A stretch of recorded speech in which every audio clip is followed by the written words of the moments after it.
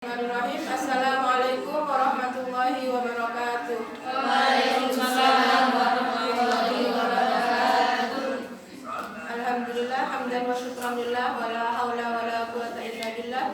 Wassalatu wassalamu ala nabiyil mustafa sayyidina Muhammadin sallallahu alaihi wasallam wa ala alihi wa ashabihi wa mawalah. Amma ba'du. Malam ini kita akan melanjutkan kajian kitab Al-Adliyah kitab As-Sittin Al-Adliyah. Malam ini kita akan mengkaji hadis ke-50. Sebelumnya marilah kita tawassul kepada pengarang kitab ini. Ila hadratin Nabi Mustafa Sayyidina Muhammadin sallallahu alaihi wasallam wa ala alihi wa ashabihi wa azwajihi wa dhurriyyatihi wa ahli baitihi wa jami'il anbiya wal mursalin wa jami'il awliya'is shalihin. Thumma khususan ila abaina wa ummahatina wa ajdadina jaddatina wa masyayikhina wa muallimina wa jami'i auladina wa jami'i talamidana wa jami'i khulafatina wa jami'i man ahsana ilaina. Thumma khususan ila ma'hadina al-asliya wa jami'i asatidaha wa jami'i talamidaha wa khususan ila musannif hadzal kitab Yahya Haji Fakhruddin Abdul Qadir nafa'ana Allahu bihi bi ulumihi. Al-Fatihah. A'udzu billahi minasyaitonir rajim. Bismillahirrahmanirrahim. Alhamdulillahi rabbil alamin. Arrahmanir rahim. Maliki yaumiddin. Iyyaka na'budu wa iyyaka nasta'in. Ihdinas siratal mustaqim. Siratal ladzina an'amta 'alaihim ghairil maghdubi 'alaihim waladdallin. Rabbi ighfirli wa liwalidayya wa lil mu'minina amin.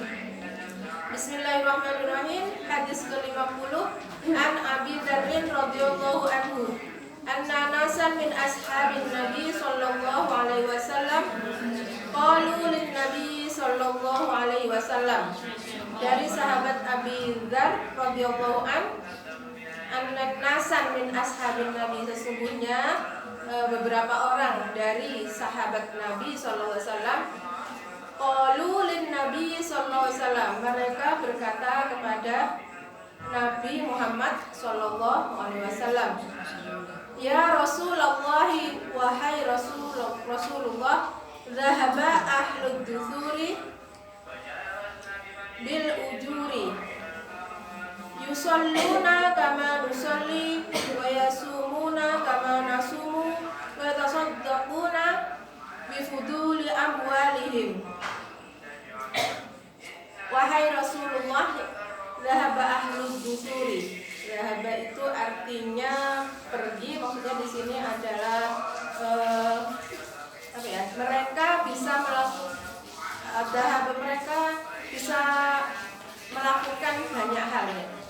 Zahaba melakukan banyak hal ahlud dusuri, orang-orang yang mempunyai harta, mempunyai kekayaan, bil ujuri, dengan kekayaan mereka, dan mereka mendapatkan bil ujuri, dan mereka mendapatkan pahala dari apa yang mereka lakukan dengan harta mereka. Yusalluna kama nusolli, mereka sholat sebagaimana kami juga sholat. Wa yasumuna kama nasumu, mereka puasa sebagaimana kami juga puasa. Wa yatasaddaquna bifuduli amwalihim, namun mereka bisa bersedekah dengan kelebihan harta yang mereka miliki. Qala, dan mereka berkata, awalaisa qad ja'alallahu, qala Rasulullah sallallahu alaihi wasallam, ini berkata siapa? Rasulullah sallallahu alaihi wasallam. Awalaisa qad ja'alallahu lakum ma tasaddaquna. Awalaisa bukankah Allah juga telah menjadikan, qad ja'alallahu, bukankah sungguh Allah telah menjadikan Allah bagi kamu semua ma tasaddaquna, apa-apa yang bisa kalian sedekahkan juga. Maksudnya bagi orang miskin, orang yang tidak punya harta, jangan khawatir, banyak hal yang juga bisa kalian jadikan sebagai sedekah. Ini kan ceritanya orang miskin iri kepada orang kaya, karena orang kaya itu mereka sholat, beribadah juga, mereka juga puasa, mereka juga beribadah, Tapi selain sholat dan puasa mereka juga bisa bersedekah. Sedangkan orang miskin tidak bisa bersedekah. Tapi Nabi bilang jangan khawatir, banyak hal. Bukankah Allah telah menjadikan banyak hal yang bisa kalian jadikan sebagai sedekah? Apa itu? Inna bikulli tasbihatin shadaqatan. Sesungguhnya dalam setiap tasbih yang kalian baca itu juga sedekah. Jadi tasbih yang kita baca, lafaz tasbih menyucikan Allah yang kita baca itu juga termasuk sedekah. Wa kulli takbiratin shadaqatun. Dan setiap takbir kita atau setiap kita mengagungkan Allah itu juga sedekah. Wa kulli tahmidatin shadaqatun. Dan setiap kita memuji Allah, setiap kita bertahmid kepada Allah itu juga sedekah. Wa kulli tahlilatin shadaqatun. Dan setiap lafaz tahlil yang kita ucapkan itu juga bernilai sedekah.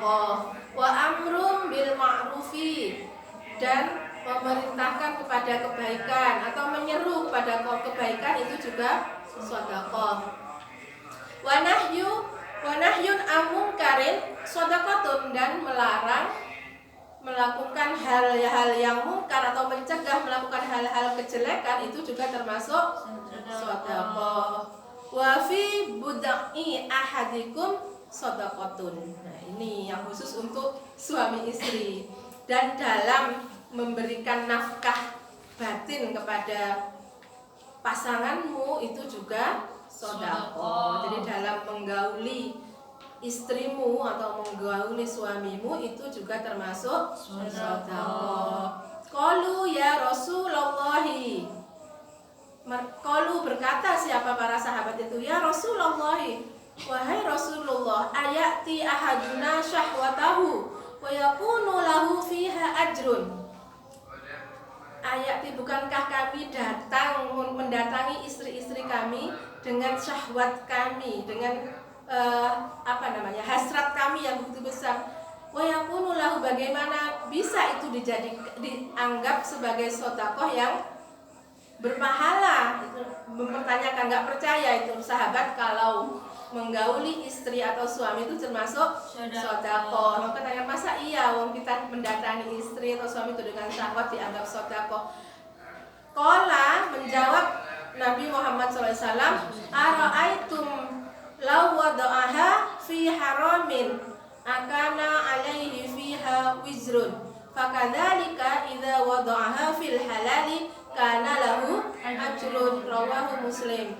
Bukankah engkau tahu kalau engkau menggauli seorang perempuan padahal itu tidak halal, orang itu adalah haram, itu bukan istri kalian, bukankah kalian mendapatkan siksa gitu loh. Kalau kalian menggauli seorang istri yang bukan hak kalian, bukan istri kalian, kalian kan mendapatkan siksa. Maka demikian juga jika kalian menggauli istri kalian, menggauli perempuan dalam keadaan halal, yang itu berarti istri-istri kalian, ya pasti kalian juga akan mendapatkan pahala. Kan tidak imbang kalau kita mendatangi perempuan, kita menggauli perempuan yang tidak halal, yang bukan istri kita, mendapatkan siksa. Tapi ketika kita mendatangi perempuan yang halal bagi kita, kalau kita tidak mendapatkan pahala, kalau tidak mendapatkan pahala berarti kan tidak adil. Kok ada siksa, kok tidak ada pahala. Makanya ketika menggauli orang yang bukan muhrim kita, yang haram bagi kita, itu kita mendapatkan siksa. Tapi kalau kita menggauli pasangan kita yang itu halal bagi kita, sudah halal bagi kita, kita juga akan mendapatkan pahala. Hadis ini menjelaskan bagaimana orang-orang miskin itu protes kepada Nabi karena dia merasa tidak bisa banyak berbuat baik sebagaimana orang-orang kaya. Karena kalau masalah ibadah terhadap Tuhan, ibadah spiritual saja mereka bisa melakukan juga sebagaimana orang kaya bisa melakukan. Tapi untuk ibadah sosial, yaitu yang untuk bersedekah, berinfak dan berzakat dengan harta-harta kelebihan mereka, orang-orang miskin itu tidak bisa melakukan, mereka iri. Nah, kemudian Nabi menjelaskan bahwa sedekah, infak itu tidak hanya berupa harta, tapi hal-hal kebaikan-kebaikan yang kita lakukan walaupun itu nilainya bukan harta, yaitu ajakan kepada kebaikan, senyum kita juga sedekah, nyata di sini disebutkan bahwa tasbih kita juga sedekah, takbir kita sedekah, tahmid juga sedekah, tahlil. Jadi banyak hal yang bisa dilakukan oleh orang miskin untuk mendapatkan pahala dari Allah walaupun tidak dengan menggunakan harta. Jadi jangan berkecil hati. Oke, hadis yang ke-51 an Aun bin Abi Juhaifah an abihi qala ahan nabiyyu sallallahu alaihi wasallam baina Salmana wa Abi Darda. An Aun, dari sahabat Aun bin Abi Juhaifah an abihi. Dia meriwayatkan dari ayahnya, berarti dari Abi Juhaifah. Qala, berkata siapa ayahnya Aun. Akhon Nabi sallallahu alaihi wasallam, menjadikan saudara, menjadikan saudara atau membaiat sebagai saudara antara baina Salman dan Abi Darda. Jadi dijadikan saudara antara Salman dan Abi Darda. Fazaro Salmanu Abad Dardai. Maka pada suatu hari berkunjung Salman ke rumahnya Abad Darda. Faro'a Ummat Dardai mutabadilatan. Dia melihat melihat Ummat Dardai, melihat istrinya Abu Darda itu berpakaian lusuh. Mutabadilatan itu artinya di sini berpakaian lusuh. Faqala laha ma sya'nuki. Maka berkata siapa Salman laha kepada Ummat Darda, kepada Ummu Darda, ma sya'nuka. Kenapa kamu kok begitu? Apa yang terjadi dengan dirimu? Maksudnya apa yang menimpamu? Qolat berkata siapa Ummu Darda, ahuka Abu Darda laisa lahu hajatun fid dunya. Saudaramu Abu Darda itu sama sekali tidak mempunyai apa istilahnya ya? Tidak mempunyai hajat terhadap dunia. Jadi tidak memperhatikan hal-hal yang bersifat duniawi. Makanya dia tidak peduli istrinya berpakaian lusuh atau berpakaian baik. Dia tidak peduli karena dia tidak memperdulikan hal-hal yang bersifat dunia. Faja'a Abu Dardai fasana'a lahu ta'aman. Maka kemudian datang Abu Darda ketika Salman sedang berbincang dengan istrinya. Faja'a Abu Dardai, datang Abu Darda, fasona'a lahu ta'aman, dan membuatkan siapa Abu Darda itu kepada Salman itu makanan. Faqala, dan berkata Abu Darda, kul fa inni shaimun, makanlah makanan ini, saya puasa, jadi saya tidak ikut makan. Abu Darda bilang, qala ma ana biakilin hatta ta'kula. Qala, berkata siapa Salman, saya tidak akan makan kalau engkau tidak makan. Fa'akala, maka kemudian dia makan, membatalkan puasanya. Ini dalam konteks puasa sunnah ya. Kalau puasa wajib kan kita tidak boleh membatalkan kalau tidak ada udzur yang syar'i, tidak karena sakit atau tidak karena yang lain. Kalau ini karena puasa sunnah untuk menghormati tamunya yang tidak mau makan karena dia tidak makan, makanya dia kemudian fa'akala, kemudian dia berbuka. Falamma kana al-lailu dhahaba, dan ketika malam hari, dhahaba Abu Dardai yaqumu, dan ketika malam hari Abu Darda itu tidak mau tidur, dia maunya bangun terus. Faqala, maksudnya tidak mau tidur, dia maunya beribadah, beribadah. Faqala, berkata siapa Salman, nam, tidurlah kamu. Fanama, maka Abu Darda pun tidur. Summa dhahaba yaqumu, kemudian setelah tidur sebentar, maunya Abu Darda bangun lagi. Kemudian dia dhahaba yaqumu, kemudian dia mau bangun. Faqala nam, tidurlah, jangan bangun dulu. Falamma kana akhirul laili, maka ketika sudah menjelang akhir malam, sepertiga akhir malam yang mungkin jam 3 lah, jam 2 atau jam 3, qala Salmanu kumil ana, bangunlah sekarang. Qala fasallaya, maka qala berkata siapa Abi, fasallaya, dan mereka bersolat keduanya.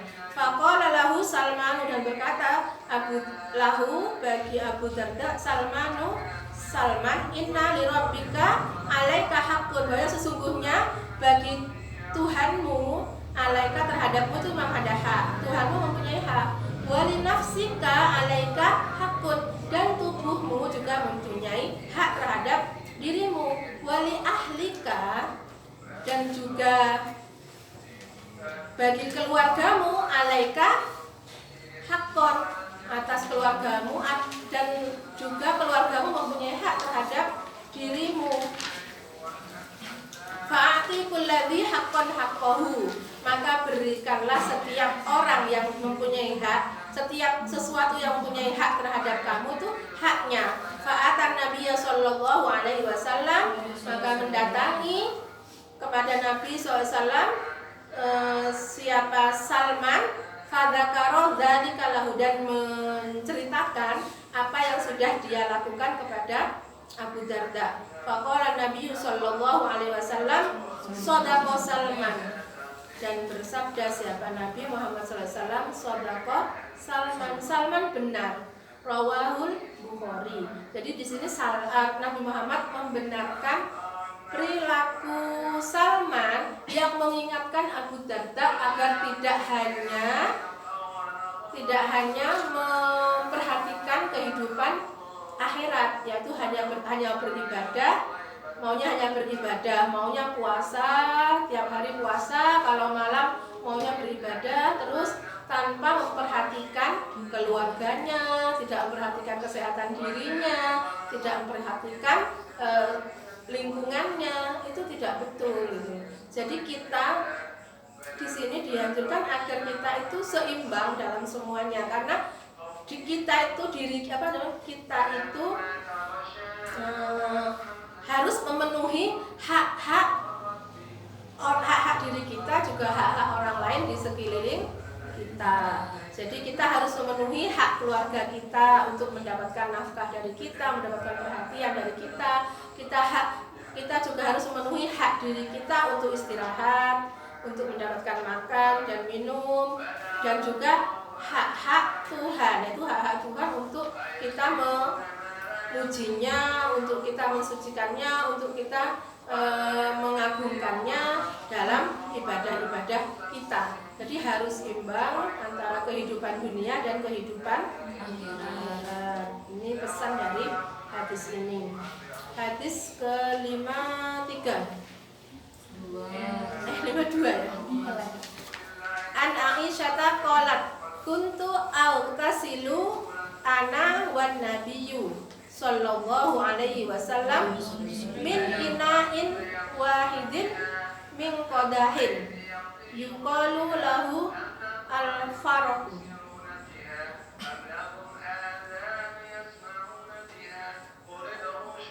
Dari sahabat Aisyah, dari Sayyidatina Aisyah radhiyallahu an qalat, berkata siapa Sayyidatina Aisyah, kuntu autasilu ana wan nabiyyu sallallahu alaihi wasallam min ina'in wahidin. Ya, beliau menceritakan bahwasanya beliau itu terbiasa mandi bersama Nabi di wadah yang satu, dalam satu kamar mandi, min qadahin, dan dengan gayung yang satu, jadi bergantian. Jadi memang mandi bersama di tempat yang satu dan gayungnya satu gantian. Yuqalu lahu al-faraq.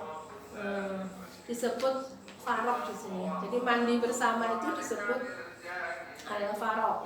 Nah, ini hadis ini ingin menceritakan bahwasanya dalam kehidupan suami istri itu kita juga harus merawat atau kita berusaha bagaimana agar hubungan suami istri itu senantiasa terjalin dengan baik. Jadi kebersamaan harus senantiasa diupayakan. Bahkan ini diceritakan oleh Aisyah untuk menjalin hubungan yang mesra dengan antara suami istri, antara Siti Aisyah dengan Nabi, sampai-sampai mereka beliau itu mandinya itu berdua bersamaan. Nanti itu bisa kalian praktekkan kalau sudah punya suami ya. Jadi itu salah satu cara sebenarnya, salah satu cara untuk menumbuhkan rasa kasih sayang, untuk merawat kasih sayang antara suami dan istri. Jadi banyak cara lain yang bisa kalian lakukan nanti. Yang penting kita punya niat bahwa kita itu ingin selalu menjalin, ingin selalu merawat, ingin selalu mengasah rasa kasih sayang antara suami dan istri. Hadis ke-53, an Jabir bin Abdullah radhiyallahu anhu yaqulu qala Rasulullah sallallahu alaihi wasallam ila aqala ahadukumul ghaibata fala yatruk ahlahu lailan, rawahul Bukhari. Dari Jabir bin Abdullah radhiyallahu anhu yaqulu, sahabat Jabir bin Abdullah radhiyallahu anhu berkata, qala Rasulullah SAW, Rasulullah SAW bersabda, idza aqala ahadukum al-ghaibata, apabila di sini maksudnya apabila kalian berpergian dalam waktu yang lama, ya, apabila berlama-lama, salah satu dari kalian al-ghaibata pada pergi. Ghaib itu kan tidak ada, pergi. Apabila salah seorang dari kalian pergi dalam waktu yang lama, fala yatruk ahlahu lailan, maka janganlah mengetuk pintu keluargamu atau istrimu, di sini keluargamu, lailan pada malam hari. Rawahul Bukhari.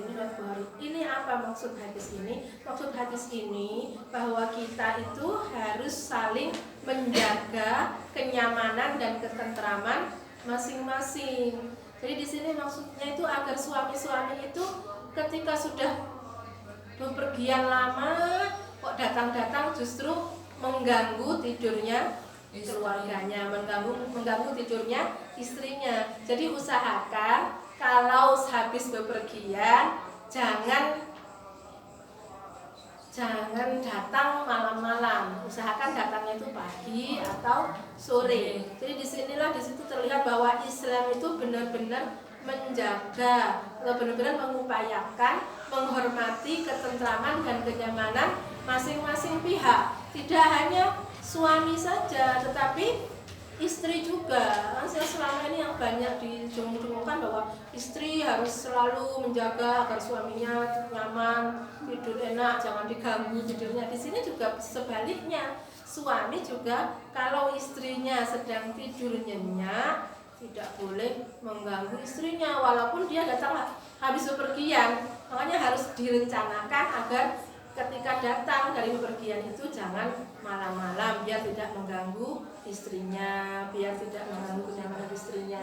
Jadi saling menjaga agar satu sama lain itu merasa nyaman itu sangat penting. Jadi mengganggu tidur aja loh. Di sini sama Nabi tidak sangat-sangat